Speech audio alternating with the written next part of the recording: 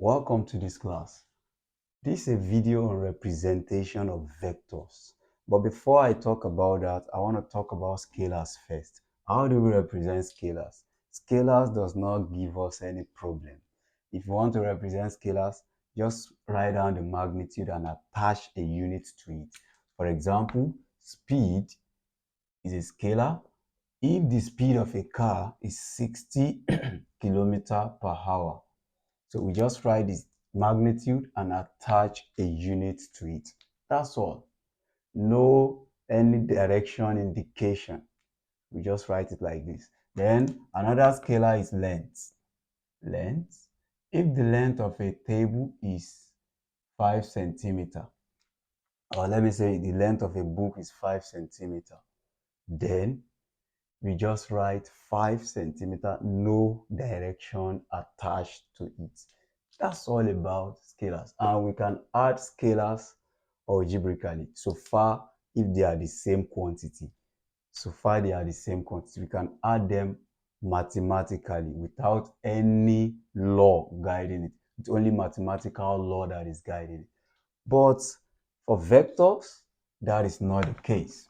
Now, for any vector, if you want to represent vectors, for instance, if the vector is velocity, for instance, and the velocity is 60 kilometers per hour, we have to know the direction of this velocity. Let's say north 30-degree east. So you can see that after writing the magnitude and its unit, we also attach a direction to it.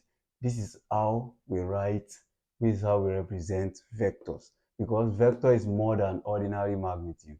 Both magnitude and direction define a vector. Now, apart from that, diagrammatically, we can also represent vectors diagrammatically with a straight line. Straight line.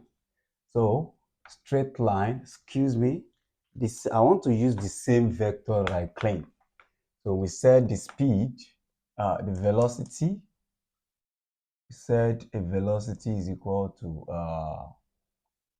60 kilometer per hour in the direction north 30-degree east. So to represent this, we use a straight line, and then we will have an arrowhead on top.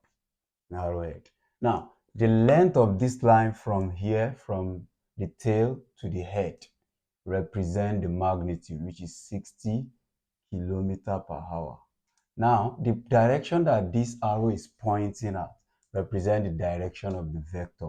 I can just first draw 4 cardinal points to it.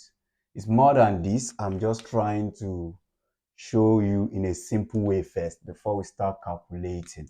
Now, this north 30-degree east, this is north, this is east, this is south, and this is west.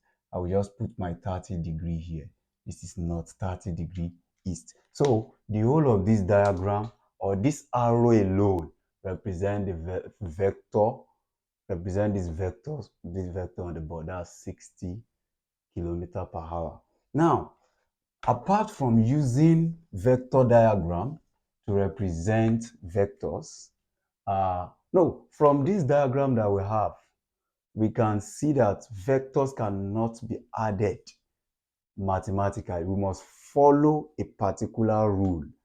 That rule is called parallelogram law of vector addition. So in the next subsequent video, we'll be looking at that. Now, apart from using diagram to represent vectors, we can also use letters. So, and each letter will carry an arrow. Let's say the velocity is v. We put an arrow on top and we write 60 kilometer per hour. So this alone, even without writing the magnitude, if I write v like this, v represents a particular vector v. The vector can be velocity or any other one. It represents a particular vector.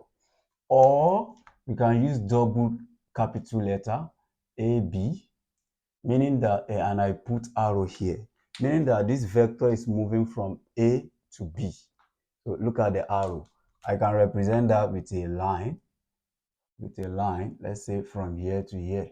So this vector is moving from A to B with this direction indication. Now, on the other hand, BA is another vector. That means I'm moving from B to A. So this vector, this opposite vector to this, an opposite vector to this, moving from B to A. So now this V, if I invert the arrow on top of it, this is moving in the opposite direction. Let me use another vector. Let's say vector V1. Vector V1. This is opposite to vector V. So it's moving in another direction. You can see direction is very important in physics. So subsequently, we'll be looking at more concepts under scalars and vector. In some textbook, instead of using a letter with arrow on top, they will write the V in bold with bold ink. So this bold ink indicates that this is a vector. Then for scalars, they will now write, for scalars, they will use ordinary letter, like not letters that are not bold, but this one is bold. We use it for vector also. But as a student, it's very important, it's better to use a letter with an arrowhead on top. So thank you for viewing this. In the next video, we shall be looking at more concepts.